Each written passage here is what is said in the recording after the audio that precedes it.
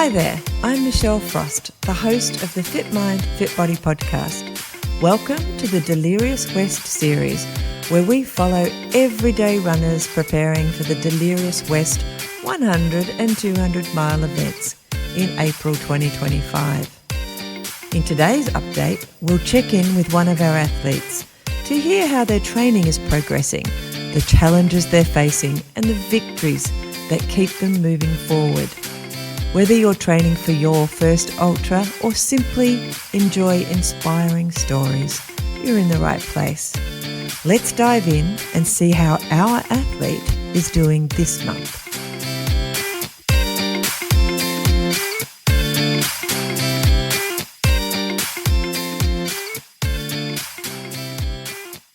Today on Fit Mind, Fit Body, we are checking in with another one of our delirious athletes as we head down to the start line. This is the last checkup before the event for Stuart Rainbow. Hello.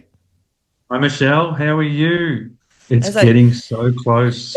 No, what did I just say? It's like, it feels a little bit like Christmas as a mum. I'm really excited because I love Christmas, but I know there's a lot of work to do. So it's kind of like, I don't know how I feel. I'm kind of excited and I'm kind of scared and I'm kind of like, because there's a lot of work to do. I'm in the middle. And then I keep looking at Facebook and things keep changing. I know. Let's talk about it. Where do we start? I mean, there's so much to talk about, so right? much to dig into. Well, first of all, before we get into the changes, how has your last 4 weeks been? We should talk about 4 weeks that. have been good. Sorry about the beeping going on there.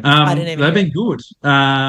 It's been obviously we've had my peak week, which was great. I got through a 75k run from 8 o'clock at night till 8 o'clock in the morning. We did a 12-hour trot. I watched that. Nice. It's one of the few where I've watched the flyover on Strava. You know, where you press play and I'm like, oh my God, this is never ending. What are you doing, Stuart? That's crazy. Wow. Yeah, how did it go? It looked impressive. It was good. Yeah, except for getting chased by a fox that stalked me for about a kilometre. Fox? And people would have been thinking, man, this guy was brazen. Like, I got footage of him and I'm like, he didn't care. And I don't know whether he could smell the food in my pack or what it was. And I was just like, I threw sticks at it. It wouldn't bugger off.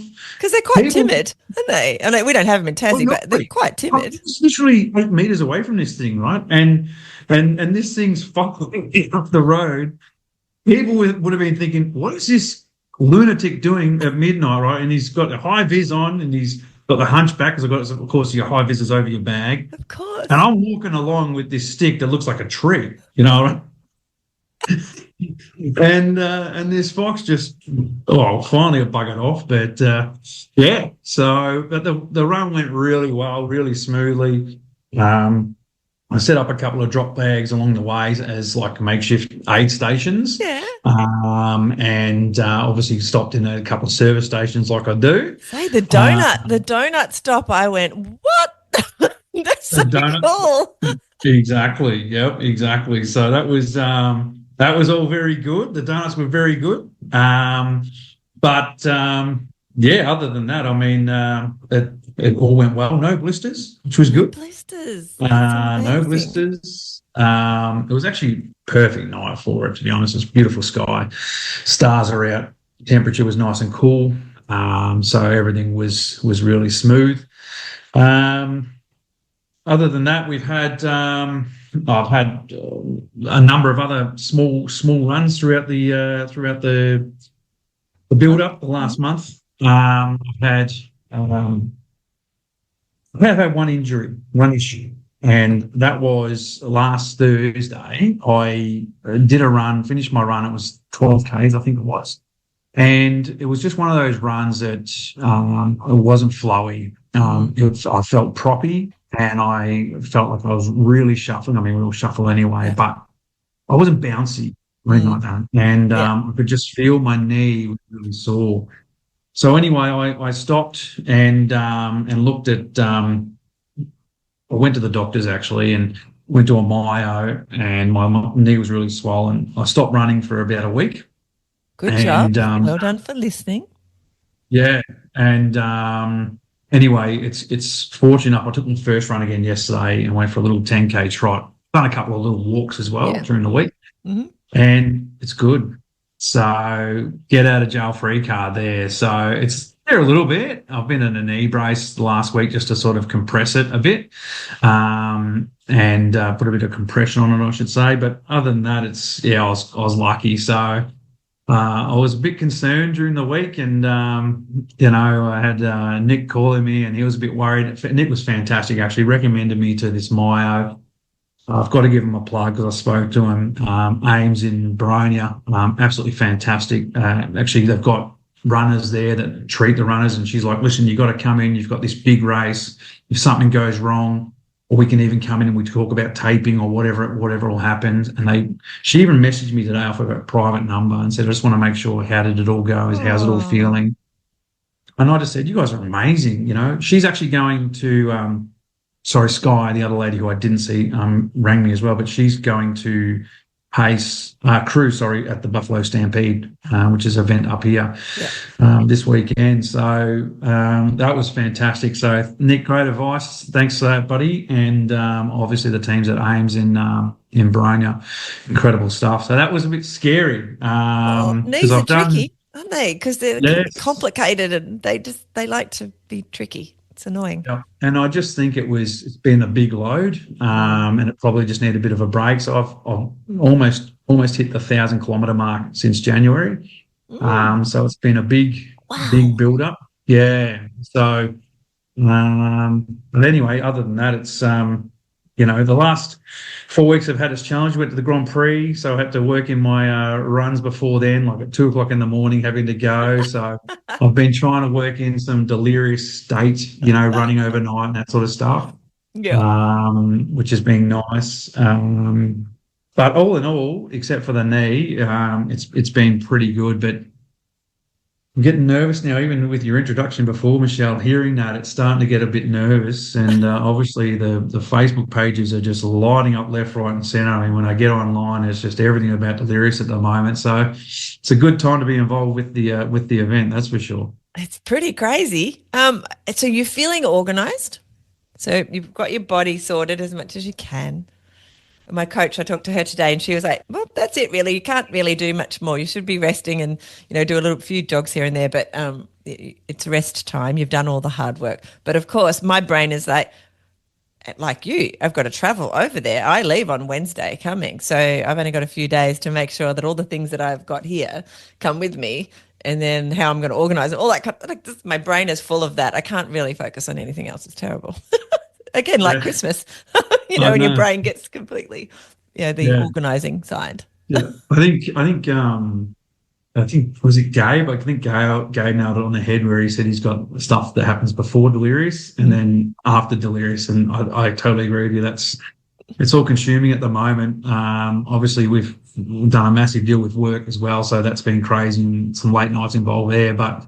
In terms of organising everything, it's been a challenge. I've actually just today, just this morning, in fact, I've got all my mandatory gear sorted into new bags.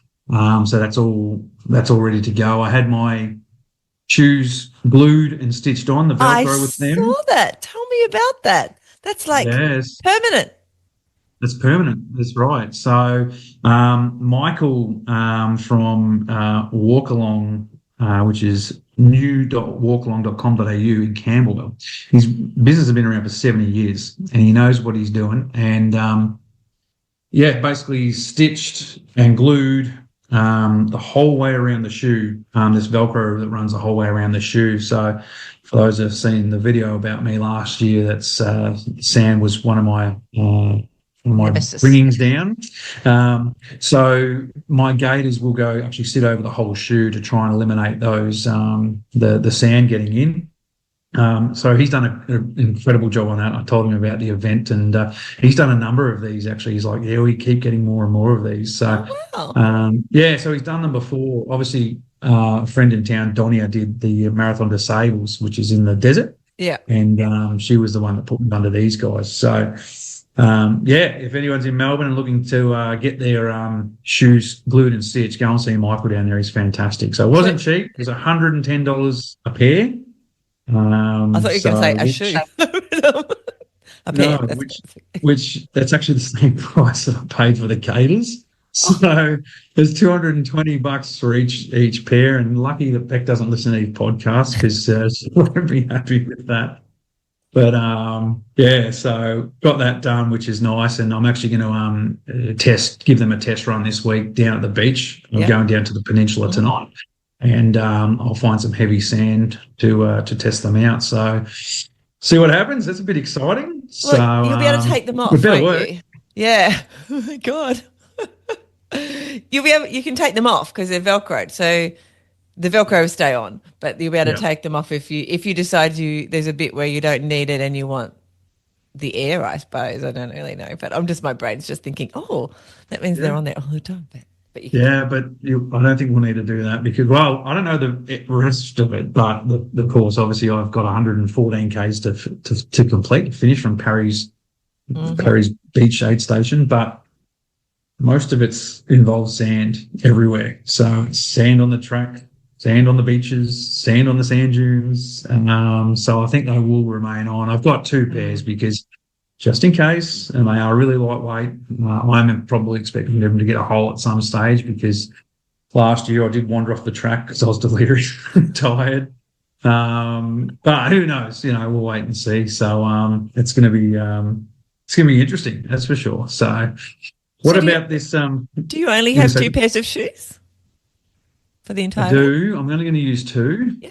But I'll don't see a question mark in my head. Like I've got no idea. I'm just only 2 pairs. Okay. Yeah. So I've got another pair. I think we talked about last time, the Hokers. I'm still wearing them. They've got a big hole in the side of them already though. But I'm going to go with those pairs. So the super shoes I had last time. Just to remind you. Remember, I had a pair of shoes that. New Balance that they merged with the Trails More and the Hieros to make the super shoe I talked about. I don't know if you remember or not. I tried them out because Beck rang me. She said, "I've got this shoe for you. Fantastic." And I was excited to use it. And I said, "I don't know which one I'm going to use." Anyway, put it on, went to use it. It's terrible. Oh, it is terrible. Yeah. So I'm a size 12. I feel like I need a size 13 in it.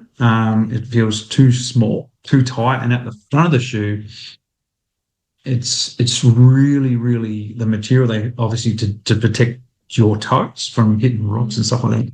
It's just way too firm, too firm. So I think you'd have to go an extra size up to allow, especially for this sort of over 300 Ks, to allow for the swelling. Yeah. But yeah, so unfortunately they're no good. So I'm going to stick to the Trails More ones. Yeah, the big Ronald McDonald's. So yeah. Cool. Okay, that's cool. What about socks? How many pairs of socks? Because you're our blister man. Like, I want to know, what are you doing that you're going to make sure that it's not a thing? Well, you've done the whole taping around the outside. Yes, I have. So socks, I think. But to be honest with you, I just kept buying pairs when I go past the Liddell every now and then, just dropping in a sea bag. So they're like $35 a pair. I'm running features socks. So I think I've probably got 9 or 10 pairs. Okay. And it's on par with some of them. I was seeing 10 pairs. Yeah. So I'll just cycle them through and. Hopefully Beck will, she said she's planning on maybe stopping and using some washing machines at caravan parks, that sort of stuff. So probably need to buy another 2 pairs of socks just to be safe because I do have a couple of the socks that have been used for a while now and they've sort of lost their thickness a little bit. Yeah. So I don't really want to use those ones because I just feel like you could be asking for some issues down the track. So what's an extra $70 when we've already spent tons of money? So... Crazy. This is like the shopping event. Like it's almost an Olympic shopping event, not just an extreme running crazy. event. I'm as I'm looking over the computer here, I'm looking at we've got sleeping bag, a quilt going, a Melbourne Demons blanket. We've got the Jetboil. We've got cooking stuff, blow up mattresses. There's just so much stuff we've got to take. So you're not using a camper? What are you doing? No, so we're going to use a full drive. So that's why you need the jetboil and the. Because I was Yes. like, oh, I haven't packed our jetboil. Well, I haven't thought about. I haven't packed anything, but I Yeah. haven't thought about the jetboil. Yeah. Anyway, so you're using the four drive. That's right. Yep. Yep. And we'll just get a little, like last year, we just had like a little yoga mat thing Yeah. as to sleep on. But this time we're going premium. I'm bringing my, what's it called? Ether light Yeah, they're noisy, I mattress. think, when you move around, aren't they? They're a bit crunchy. It's like sleeping on a CC's pack. Yeah, exactly. So, Exactly. Because we were going to get those because we do a lot of hiking. yeah, And then, yeah, anyway, they're very noisy. So if you ever end up in a cabin when you're hiking, it's like that person with the noisy. yeah, that's right. Exactly. Anyway, cool. So, yeah. They're really comfy though. I'm really happy with it. So, yeah. That's awesome. How are you Mm. fitting it all in? Like all the stuff. Like how much luggage are Extra you luggage. taking? Yeah, extra luggage. So, actually, the other day, I actually purchased off Temu electronic luggage Scale. I've got one of those. scale. Yeah. Yeah. So, extra luggage. I think we're going to get maybe she's booked 2 extra bags. I think so Okay. because there's a lot of stuff we have to take. Like even today, I've put in the car already because I've got a new pup that I'll be running this weekend as well. The stuff for the mandatory gear. And just there's so much stuff you have to get. So even that's a little heavy on its own. Of course, we've just had the Fixable Here we go. added to it, The and fixable incident. Yeah. the Fixable. I think. Do you know? Upgrade. Can we talk about that for a moment? This with the Fixable stuff. I think that's a great idea because Sean said that he's got extra medics. There it is, Fixable stretch. Fixable. And no one can see this, but you can, Stuart. There you go. On my desk, I have fixable. Yeah, perfect. Don't leave Been home using without it. But with extra medics on the ground, I remember last year. Obviously, I needed some medical treatment, and at times I was waiting for a couple of hours because they're treating to other people. And obviously, as the event progresses, the Get poor more and more medics carnage. yeah, that's right. It's like a war zone, right? People are just dropping down. So the medics need to obviously, give their undivided attention to everyone they possibly can. So I think it's brilliant of the medic team. I think they're pretty much the unsung heroes after seeing it last year. And, for us to throw in an extra Fixable, tape and I think a sachet of Hydrolite, which last year I used Hydrolites all the time, especially when it was in the 40s. They were amazing. My best friend last year. I think it's going to be a good thing to have half a dozen or whatever many he's got medics running around. Yes. Yeah, it's good. I'm just adding these things, even while we're talking, to my list, because otherwise I might forget. I don't think I will forget those two because they're, add-ons. And I already had a thing to get some more Fixable because it's been really cool and I've been using it a lot already. So I've gone through this a little bit. Anything that I do that's over an hour, I've been putting it on. As I've got a bunion and I need to protect that because that gets blisters really quickly on the side of your foot, which isn't fun. So no, that's not nice. Yeah. Have you been using the wool? Has that been working? yes, so I've been putting the Fixable on and then I've been putting the wool. I'm also going to get another one of that just in case. I don't think I'll go through it all, but you never know. I've been trying to be quite conservative how I use it. No hotspots? Not when I use the wool. No. So if I don't use the wool, and it sticks to, I don't know if you've used it, but it actually will stick to the inside of your sock and that really fixes it in place, which is really cool because most of our socks tend to have some wool in them as well. I don't know if that's why it sticks, but yeah, anyway. Clever idea.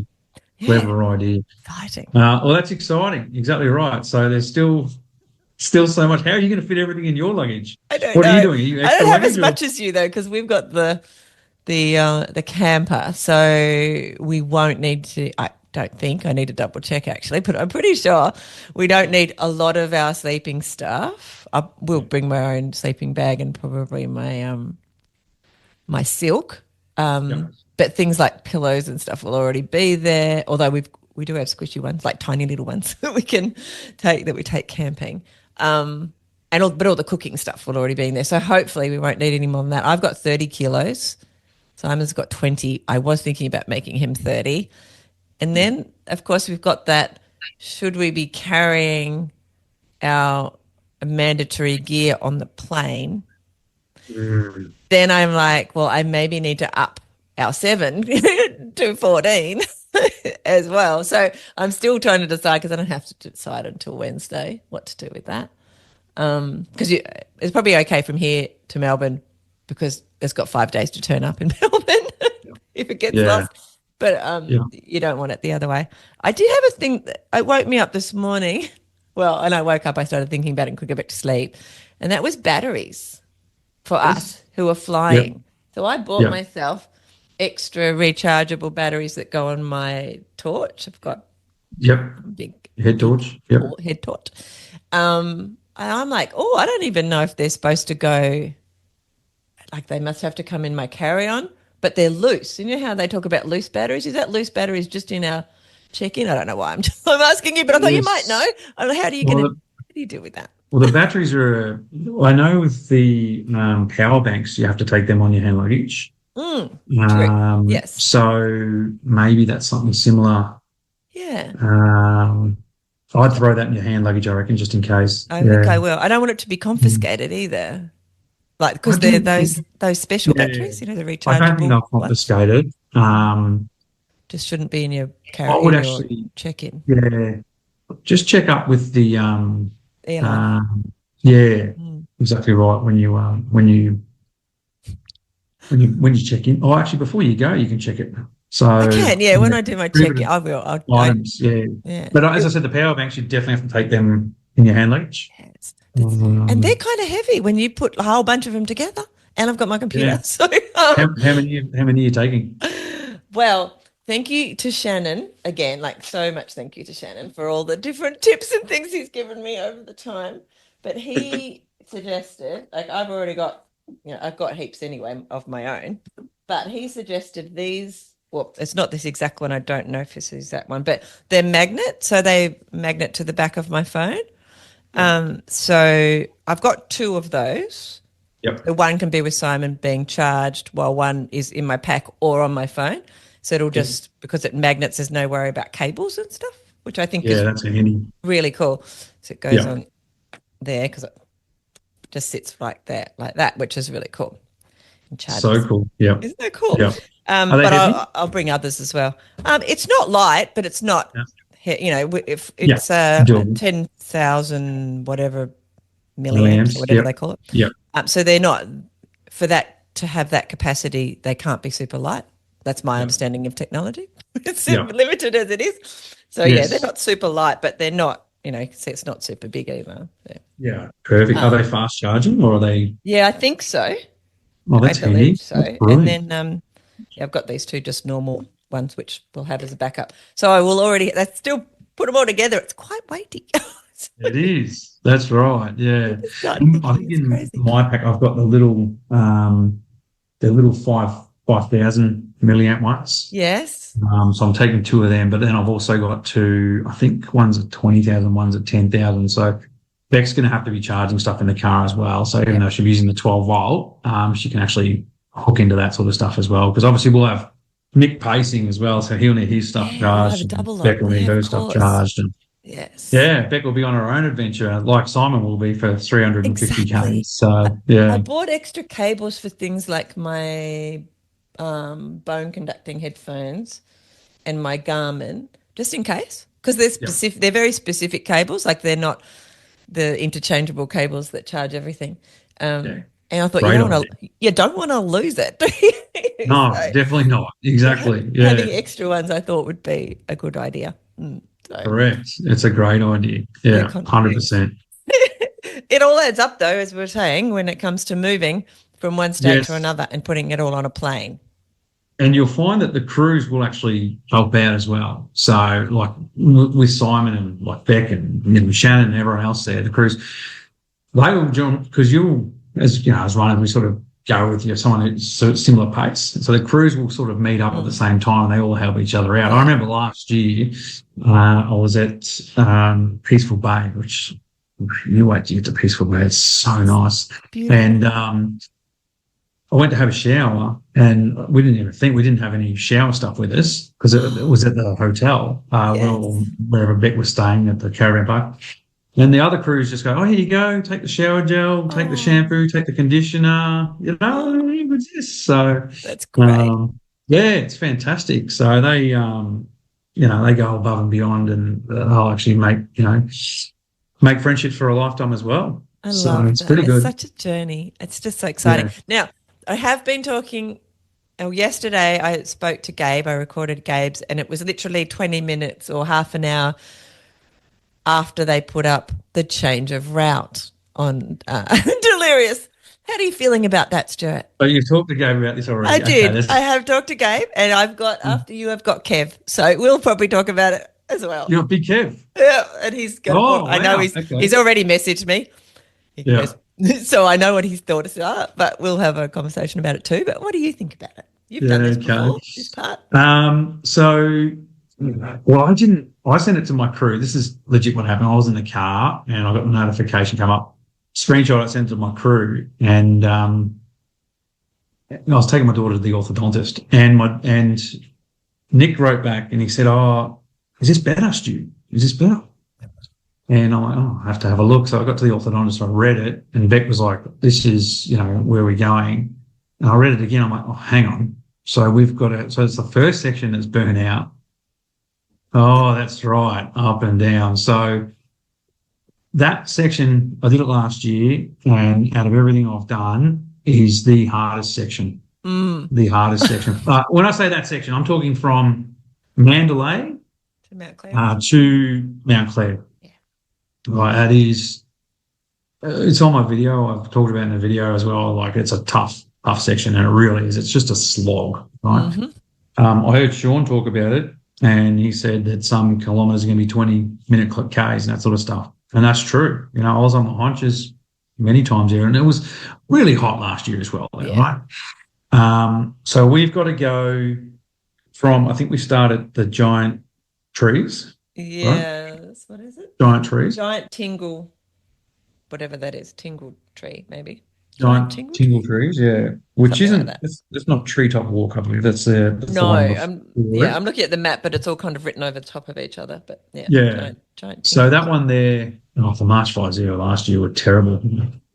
Anyway, we start from there, and we've got to go west, back up to Walpole, and then back up to Mount Clare. Mm-hmm. And then Mount Clare, that's when the fun begins, from Mount Clare to Mandalay, which is 21, 23K, something like that. Mm. And then we go to Broke Inlet. Mm. That's where, from, I think, Broke Inlet to Northcliffe, that whole section has been burnt out or is still under fire or something like that. And then we drop a U-bolt and we head back east, back where we came from. And as we're going, we're all going to be sitting there going, hashtag FYSK. And it's going to be tough. But speaking to Libby, we were texting each other about this last night, because Libby, the great lady, world famous ultra runner from Wonga Park, she's, if you can get this one done and tick it off, it's going to be huge, because that couple of sections is going to be tough. The benefits we've got, we start, at least it's at the start, so we should be a lot fresher, right? Because last time, I think you get to 111 Ks at Mandalay and then you tackle the section, okay? Mm-hmm. So we're still going to be doing an ultra distance on that section, right? Yes. But I guess the other benefit we've got is there's still going to be 70-odd people in that section spread out. Yeah. So you're going to be bumping into people, because people are going to be going forwards, people going backwards or whatever. So, and look, at the end of the day, after all the running and training and the build-up we've done, me particularly for 14 months, and like there's been a big goal for 5 years or whatever, I'm just glad we get to do it. Yeah. Because it would be worse if, remember what it was like in COVID? And all of a sudden the races would get cancelled, right? So that's what, I'm going to bring this up in a minute, but that's part of what keeps me going out there is when I've been in ultras before, I sit and say to myself, what, if you want to quit, this is what I'm talking about, if I feel like in the pain cave. And I'll say, what would you say to yourself if you were in lockdown right now? Yes. You just want to be outside. I had people on the podcast, because I was doing the podcast during COVID, And there was people who had, like up in Brisbane, and they'd been training for ages for a marathon. He was in tears because he couldn't do it because it got cancelled because of the. He was so upset. He was so upset because there's just so much effort had gone into the training leading up to it. And then I think it was only cancelled like not very far out from the event. He was just mortified. So yes, it's a very good thing to tell ourselves. Exactly right. And, you think, well, even back then, I mean, we'd get into subject as well, but also guys like Sean, the race directors who organise the events, I mean, loss of income and, so much. Having to roll over everyone's tickets. But anyway, that keeps me going. So we go back to that section. It is going to be tough. I actually rang Sean yesterday when it came out. Did you? And I rang Poor him. guy. I'm sure it was. Get stuck, Sean. So I rang him. And I said, he's like, hello. I'm like, hello, Sean. And I'm like, get fucked. Goodbye. And he's like, it's all right. You're going to be 20K shorter. You'll be fine. All right. I'm like, I just cracked It was up. only 10K shorter. It's like a moving feast. I don't know. I just said, this is a stitch up, mate. But I said, listen, and I sent him a text afterwards. I said, listen, mate, I appreciate all the, because of the effort that he'd have to go. Oh, yeah. It's crazy. I mean, I don't know how he does it, to be honest, but just having to shuffle everything around and move, volleys around and aid stations around and all to appease us and try and get this massive event to continue on. And it was, it's great. So it's going to be a little bit different. I mean, and we are, trail running, ultra running, that sort of stuff. We're at the mercy of Mother Nature. I mean, most of us do it because we want to immerse ourselves in nature. We love the bush, we love the surroundings, we love the trails or whatever it is. This just adds to another challenge. And this will probably become so unique. We'll look back and go, this, and it'll be like, well, we were one of the only ones to be able to do this. Never happen again. Never happen again. So why not make it a little bit tougher? I mean, you haven't done this section yet, and I'm probably I don't think it's going to be so bad when we start on it. Do you know what I mean? Because we'll be fresh. Okay. But do you feel like what's your opinion on it? Do you feel like it's a good thing? It's going to be 20K short of the whole event. I'm excited. I don't really care because, like you said, I haven't done it before, so it won't be any harder than the last time I did it because I didn't do it. Correct. But I did. I have had Kev on my podcast a few times, and I will swear he mentions that section every single. So I knew even though I've never done it, and I may not have studied the course all that well, I knew when I read it and he said Mount Clare and Mount Mandalay, I went, oh, that's the bit that Kev talks about all the time. Yes. And I'm like, oh gosh, now we're doing it.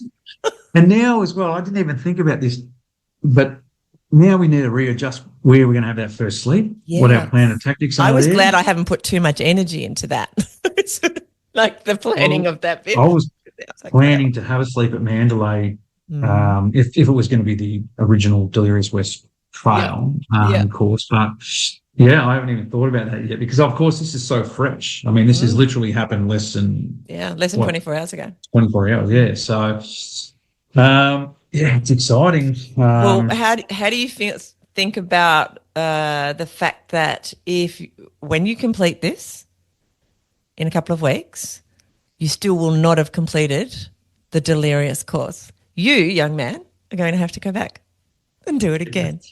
That's right. I saw a few people's comments on that Facebook post, and I said to Beck, I go, hey Beck, and because she's all over it, and I said, you know what this means? And she just laughed, and she's like, no. I said, listen, because we're doing it over her birthday, right? So her birthday's in the middle of this event, which is just a stitch up. So hopefully Sean can adjust this event as well, because in school holidays, so to get accommodation, that's always more expensive. So if you're listening to this, Sean, maybe look at changing a couple of weeks back or something like that if you can. Anyway,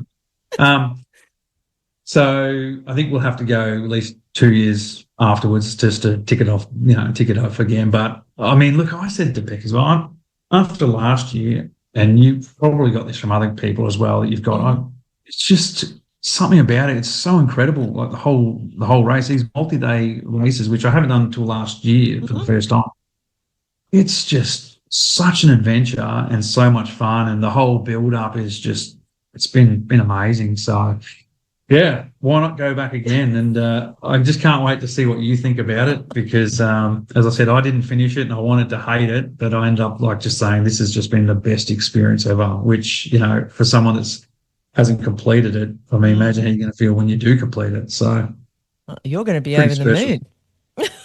Yeah, well, I think I think we're all going to be a little bit delirious and over the moon, and probably I don't know, break down in tears or who knows. So it'll be pretty emotional. I think Be able to say if we we can get did there. the toughest. Well, not the tough, but one of the toughest editions of Delirious potentially. Yes. We'll say. Well, what one was the toughest then? If this isn't, what would it be? Haven't they had lots of weather flooded? ones, like weather-related ones with water up to their? Maybe they got cancelled halfway through. I'm not sure. Like with water up to their chest and things. I know Darlene told me about that one. Then and had to be either cancelled or rerouted at some point, but not until some people had already navigated rivers and things. Yeah, Anyway. that's right. So they did have the wet year. I think they held it in October, and I've seen some footage of that. It was crazy. But And then you guys had a hot year, so like a really hot year. That's the weather can, as you said before, it's a real unknown, and we have no control over it. So it's tricky. Oh, we've paused for a second. I think we've lost Stuart for just a second. now. And we've got Stuart back again live. That's twice it's happened with Gabe yesterday too. Maybe it's me. I'm the common denominator. So maybe it's me. Maybe it's my internet. I think I don't know. I thought you just got bored of me. We were talking about the weather. Never get bored of you. Stop it. I think it was the weather. We were talking about the weather. We have no control over it at all. So what the weather does, and that can make it really tough. Yeah. Some years, both hot and cold and wet.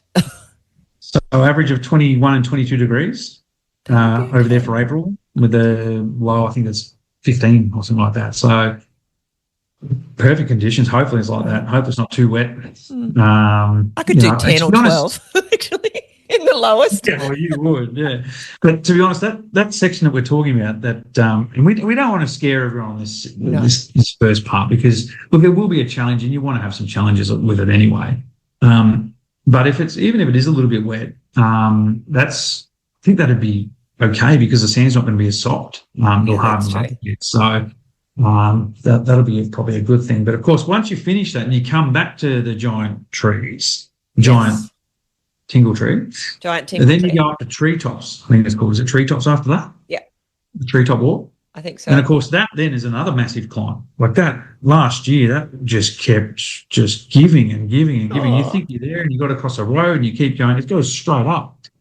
And that's another toughie. So you get to the very top of the mountain and then you go around the treetop walk. So what's your thoughts with the cutoff? So I think, does that mean, right, is the 104-hour cutoff, the way you understand, still going to stay? Or does it mean because we're starting later, right? Mm. But Sean wrote that the cutoffs will remain. I think he said that the cutoff will remain. I only read it. I kind of glanced at it and then I went back and read it. But last night I was quite tired. I did a lot of podcasts yesterday and running. So I think he said that and I could be wrong. Go read this, everybody else. But that the cutoff will remain the same, 104. Oh, well, it won't be 104 hours though, will it? It'll be like 101 hours. This is what I don't. Well, that's a very good point. So then my brain is like, does that mean we still have a cutoff at, was it 3 or 4 p.m. or whatever it is on the Sunday?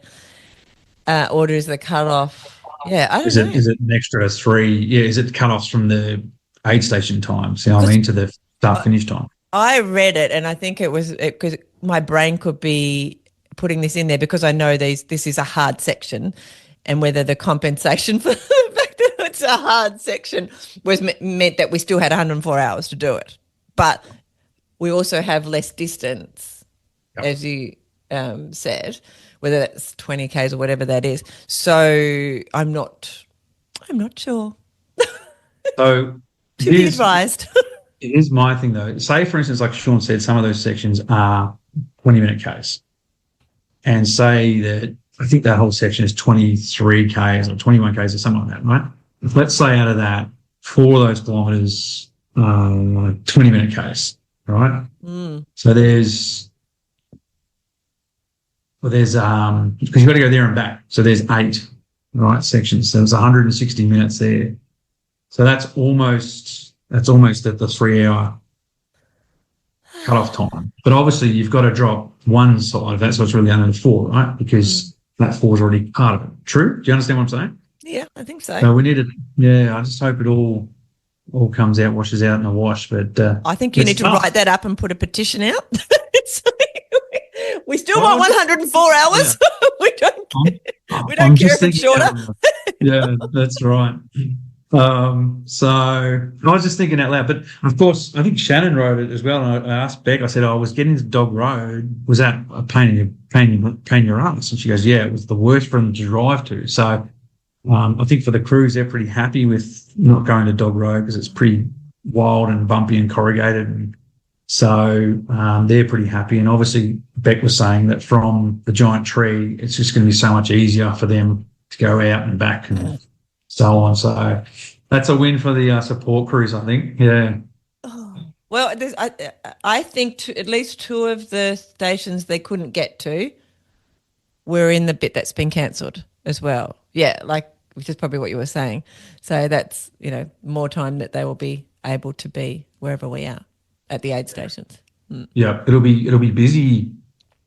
Well, yeah, it'll be busy, I reckon, getting to Mount Clare because from the giant, hang on, Mount Clare to Walpole is only like 9 kilometres. And then Walpole to Giant Trees is what? How many Ks is that? Have you got your map there? I don't think it's going to be that helpful though, because it's just that it's not very helpful. Yeah. So anyway, by the time, because up Mount Clare, what I can remember, I was a broken man by the time I got there, but there didn't seem like there's a whole heap of car parking up there, but that's okay. We'll make do with what we do, yeah. Yeah, it'll be fine. I mean, I'm just excited. I'm the kind of person who'll go out for a run and it's like, I kind of have a rough idea where I'm going to go. I might even have a plan, but once I get out there, I'm like, oh no, I haven't been down that road for ages, or I've never been down that road, or I want to go see. So I'll just go in a different direction because it's fun. And I don't mind getting lost or whatever a little bit. It's fun. So I'm not worried, really. If we're coming back as well, or at least if you're still in the day, you'll know how far you've got to go because you would have been there. And if you're coming in the dark, and I don't mind running in the dark because for me, well, that's right. And I don't know if other people like this, but if you're going up a hill or whatever, it doesn't feel as bad because you can't see it. It's true. I felt that in my 100K last year. Did you? A lot of time going up a hill. And I was like, people were telling me this was really hard, but this is fine. Correct. So, that's certainly a positive. And I think coming back into that section, we'll be coming back into the dark area, dark time of the night anyway. So, which should be pretty good. So, I'm just thankful that it's still going ahead. It would be so much worse if those fires had got out of control. Imagine if the whole thing is, cut off. I think before Sean's had to do an out and back 1 year. So this is sort of a out and back and through. Just keep going. So you're like, deja vu, right. I've been here. What's the start line? That's right. Anyway, it'll be fun. It will be, yeah. It'll be awesome. So, but you're right. The nerves are starting to kick in now. It's anxious, excitement. This week we'll just be going through more of my gear and just making sure, triple checking that I've got absolutely everything. So when I get there, I'm going to obviously need to buy some batteries for the tracker. Yep. And we're going to take Glenn's advice, actually, and probably go and buy a piece of grass. So I've got some more. I've got some. Thanks, Glenn. Glenn. Grass is a great idea. I think it's. I wonder how many people are going to be rocking the grass this year. It'll be interesting to see. Get into Bunnings quickly before it's all sold out. Yeah, that's right. Exactly right. So, that'll be good. So I'm going to look at getting something like that when we get there. Not much running now. It's just going to be Yeah, so Taking it I'm easy. supposed to do a 3 and a 2 hour this weekend. Mm-hmm. Just sort of resting the knee a little bit as well. So to be fair, it's probably going to be more of a hike on the Yeah. beach. Mm-hmm. I'm just going to take it nice and easy. As I get closer to these events anyway, I go a little bit slower. I don't want to trip over anything. I don't want to get any injuries. So I just take it a little bit slower because the events just come up around the bend. And it's funny. I've actually got my bounce back as well. So since my knee injury, I'm actually feeling bouncy again, which is great. So yeah, as opposed to feeling sluggish and everything else, and which is good. So it's going to be good. It's going to be really good. So I'm looking forward to it. Yeah. Yeah. I wanted to ask you, is there anything you really don't want to forget? Really don't want to forget. Yeah. Well, obviously the mandatory gear. Yeah, no, don't forget that. That would be good. Can't forget my wife. Can't do No, without her. no. Probably.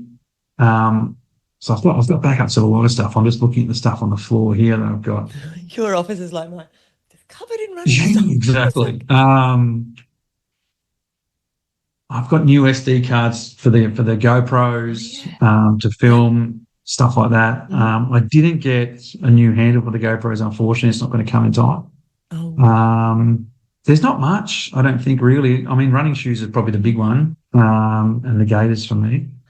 So when you're out there, do you have things like lip balm or just stuff you don't even really think about until you're suddenly in the middle of something? And because you've done this event before, you're aware, like fly spray. And I think, you're doing your shoes. Gabe, I think it was Gabe.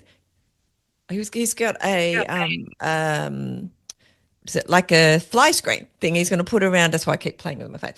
He's going to put around his face because the flies really annoyed him, he said at one point. So he didn't want them on his face. So you just think, I hadn't even thought of that. Yeah. So that's a good idea. That's a good idea. The Panther for me is a big one. So for the chafing. Yep. So the Panther's a big one. You've done it now. My lips are normally okay, but they're probably going to get cracked and burnt now because of you. So thanks for that, Michelle. You probably use the Ben Panther cream on there. Yeah, that's right. Bit of a Panther. That'll taste nice. No, that's pretty much it for me. I've obviously got a new hat that they're going to rock out. I think it's going to be a lot more pleasant this year. So I was wondering whether the March fires are still going to be there, given the time of year. Yeah. At April, mind you, they're sort of at beaches at all around times of the year, aren't they? In March flies. Yeah, they are. Yeah, and they were relentless last year. They just, you'd start walking and they would start biting you, and all right, I better start running again. So they'd just bugger off. So at times last year, I just couldn't wait for it to reach night because just to get some relief from those little buggers because they're nasty little buggers. So are they put off by something like Bushman's? Yeah, absolutely. Well, Bushman's works. I find with Bushman's that you have to reapply often because it seems to lose its strength pretty quick. So, but it does work absolutely. So maybe throw some of that in there. The other big thing I reckon you should throw in your medical kit with your crew is stingos. Because if you get bitten by, a bull ant or a spider or something like that, if you happen to, pull your pack down or whatever, just that little bit of relief, fantastic. So, yeah. I'm going to add that to the list. Yeah. I'm just saying. This is the only reason I do this podcast, so that I can create a big list. Yeah, we probably won't use any of it now. But right. But it doesn't matter. I had it there just in case, and that's what matters. That's exactly right. Expedition. So, I know. Well, Stuart, just like the others, I'm so looking forward to meeting you in person. It's going to be so cool. Yes, absolutely. And good luck for the next little bit. Thank you. I'm sure good luck to you as well. When you step off the footpath. I'm watching you on Strava at the moment. You've got a little 11-hour goal this week you were trying to achieve. So much fun. Where are you at with that at the moment? Well, today's Friday. I've already done 2 hours. So... which is why I'm looking a little bit like I haven't had a shower. 2 hours today? What? I've already done 2 hours. Well, I did it in 2 blocks, though. I left home early towards our normal running group, which starts at 9, and my husband picked me up. I'd already done an hour and 20. The really cool thing was, I was like, my mum's been after me. she wants to talk to me because she moved away from where we live a few years ago over to the sea in St. Helens. So we don't talk as much. And anyway, she's always like, when are you not Beautiful busy? spot, Will St. you Helens. answer the phone? Anyway, Yes. normal parent, Yeah. child thing. I'm like, I've just been so busy. I haven't had any time.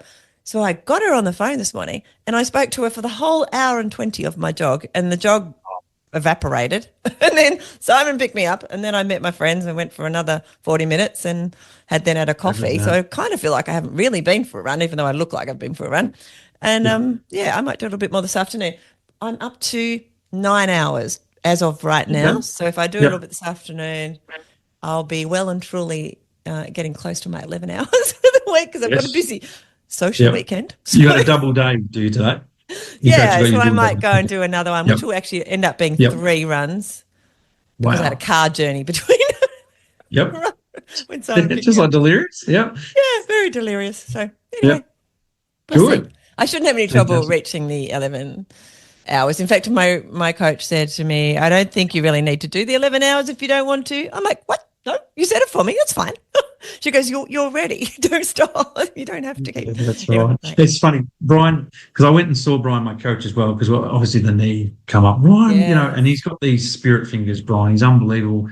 And he works on the pressure points, right? And so I'm on he's got a massage table there, and he's releasing these pressure points. And it's so weird. I can actually feel it in my head, like when it releases, all around my knee. And he's like, and that's going? I'm like, yeah, that's going. You can feel it when it goes. And he worked on me for probably, I reckon, 45 to 50 minutes. He's amazing, absolutely amazing, Brian. And afterwards I said, mate, this is amazing. He goes, walk up and down my stairs. He's got like a two-story house. And I said, mate, that's gone. It's fantastic. It's gone. And then I woke up the next day and it was still sore again. Yeah. So I went and made time to see these myos, which absolutely flogged me. But I'm the same in terms of training. If Brian sets me the training, I've got to try and achieve it. But as he reminds me, he goes, listen, as long as you do 80% of the training, you'll be fine. So it's good. Yeah, can I trust in the work we've already done? We've put down the foundation, even though I feel like I haven't done anywhere near as much as a lot of you guys. Anyway, my coach, I just done what the coach said. And on what you said as well, like he said the same thing. Like, you're not going to get any fitter now. So he said, just give it a bit of a rest. And just go as you are. So, I mean, this week, how good is this week, right? This sounds crazy on the tape, but I've only got a 3 and a 2 hour run to do. Just a 3 hour and a 2 hour run to do. That's the stage we're at now, right? So part of my tape was a 6 hour run. What? So that's where we're at. But I mean, what a journey it's been to get here. So it's been so good. And we're going to make literally, it's just so cool out there. I mean, you're going to make lifelong friends out there with people that won't understand what you've been through till you've done it with them.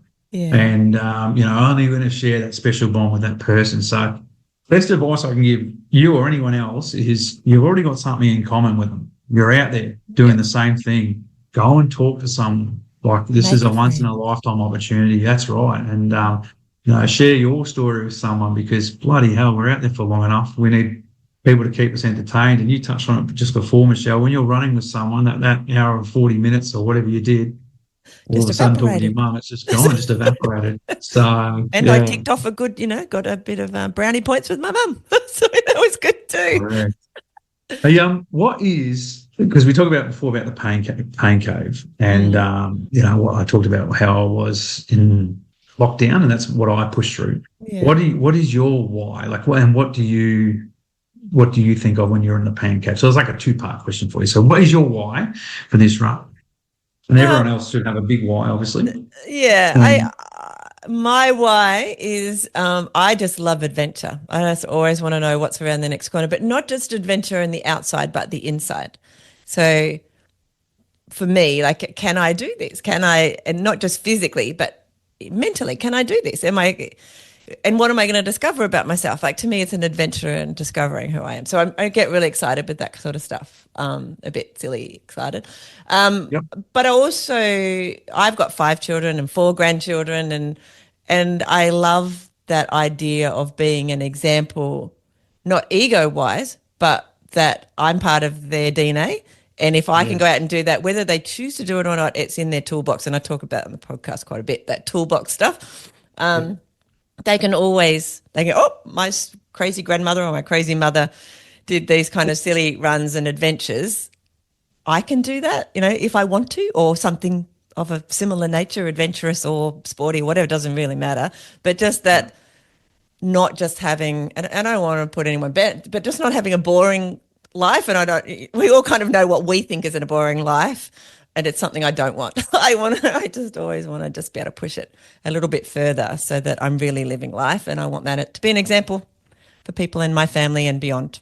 So that's kind of why I do it. And I'm much the same. And I reckon most of us doing this are probably the same as well. Yeah. We've got so much in common. And yeah, I agree with you. I mean, if you can inspire the others and, even as we get close to this event now, I've got even just friends on that because I post things on Facebook and they go, oh, how long have you got to your run? And, you're mad or whatever it is. And it's all getting very surreal. And you just don't know who you inspire doing this. So last time I had a WhatsApp group going, which was, the messages on that WhatsApp group were just amazing, like absolutely amazing. And like I had a mate who's like a decade and a half older than me send me a message like, mate, I'm just starting running because I'm watching you.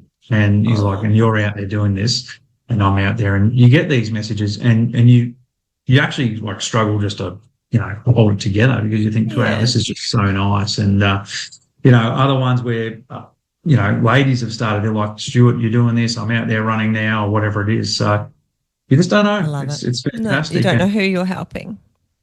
And it's healthy stuff. We're always going to have the naysayers saying the ultra stuff is no good for your body or whatever. But, when you build up for this over such a long period of time, the fitness is pretty good. But it's going to be weird to all of a sudden stop and not have long runs on a weekend, isn't it? I'm sure you can still do it if you want to.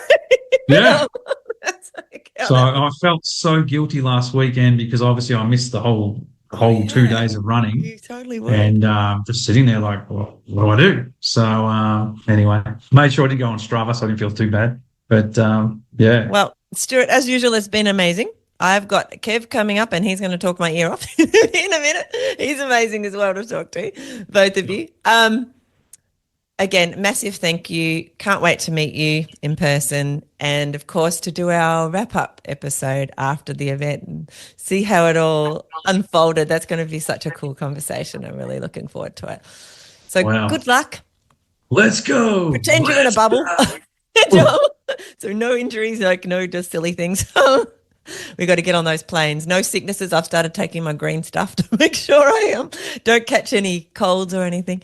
And get to the start line as best as possible. Thank you for sharing the story so far, though. I really appreciate it. You're welcome. And big thank you to you for doing this. It's obviously a big build up for Delirious this year and you with your podcast. And it's great to see what you're doing for the community and everyone else with the trail running. So thank you for taking the time to do it all. It's been great. I've enjoyed the whole series so far, so well done. And I can't wait to cheer you across the finish line. And I can't wait to see you at the start line and give you a cuddle as well. It's going to be awesome. So, yeah. Exciting. Hey. Anyway, cool. Thanks, Stuart. Thanks, Michelle. Have a great day. Good luck with Super Kev. Thank you. And that's a wrap for another Delirious West athlete update. A huge thank you to the athletes for sharing their journeys and to you, our listeners, for joining us on this delirious adventure. Remember, it's not just about the finish line. It's about the journey, the community, and the moments that keep us moving forward. Keep rooting for our runners and tune in for next month's check-ins to see how their training is unfolding. If you're enjoying this series, we'd love to hear from you. Leave us a review and share the podcast with your friends. Let's all get a little delirious together. Don't forget to subscribe so you never miss an episode or an update. Connect with us on the website, on Facebook, or on Instagram. And we'd love to hear your stories and support you on your running journey. Stay strong, stay motivated, and keep pushing your limits. Until next time.